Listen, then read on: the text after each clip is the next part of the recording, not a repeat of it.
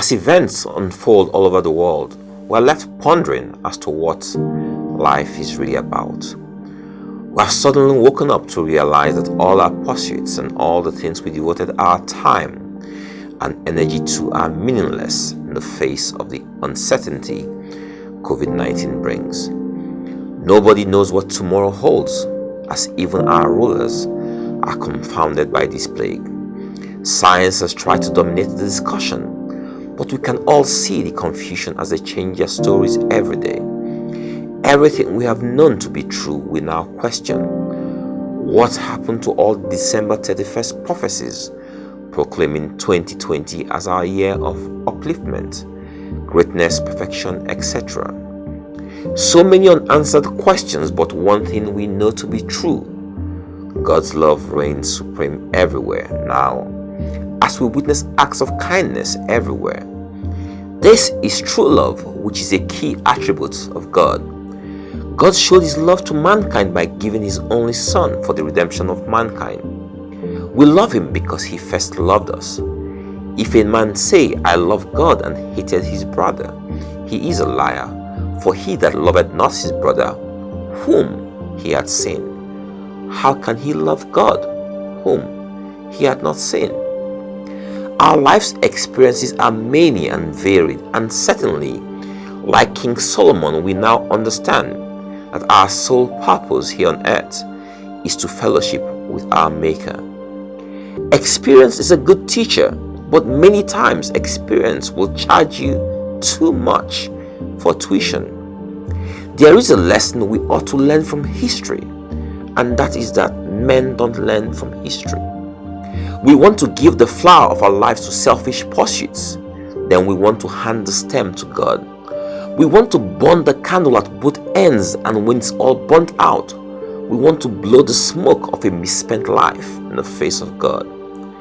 King Solomon is determined to find happiness, and he says, "I know where I will find it," and he tries luxuries. King Solomon sat on a throne of solid ivory overlaid with gold. He drank from vessels of gold. They pressed the rarest wines to his lips.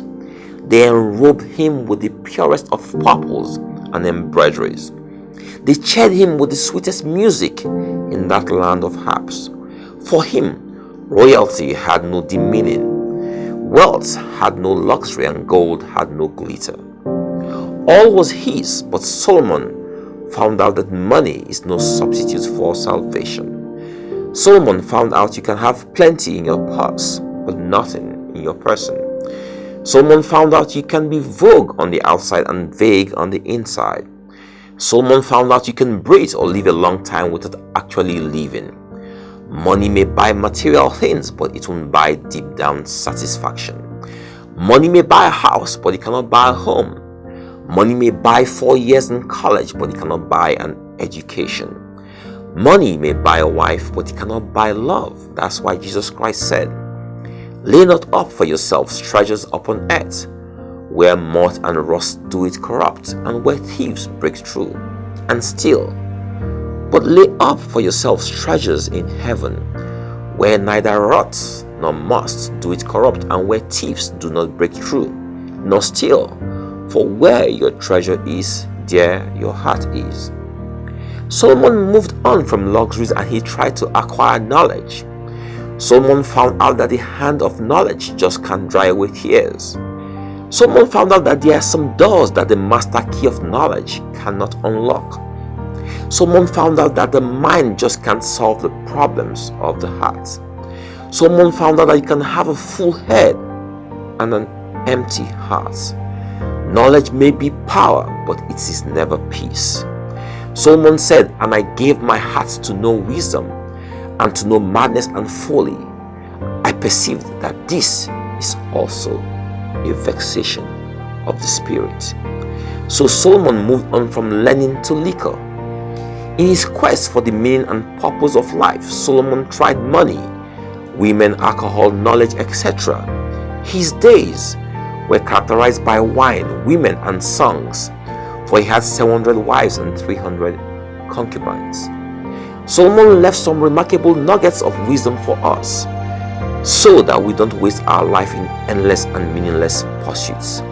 Because as he reflected on his life in his old age and pondered on his lifelong quest for meaning and answers, he came to the conclusion that vanity of vanities, all is vanity. As Solomon turned to the Lord in the twilight of his life, he said, "Trust in the Lord with all thine heart, and lean not on your own understanding. In all thy ways acknowledge him, and he shall direct thy path."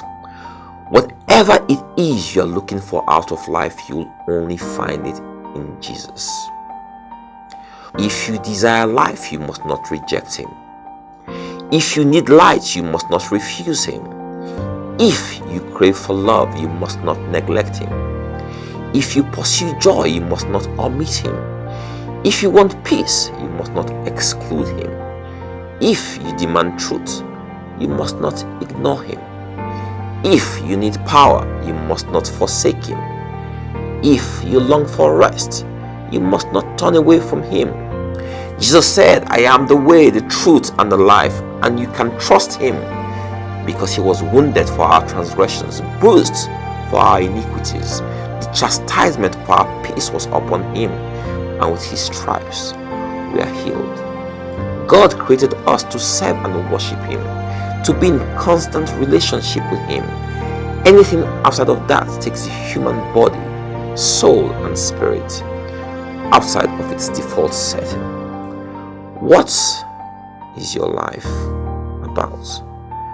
God bless you all.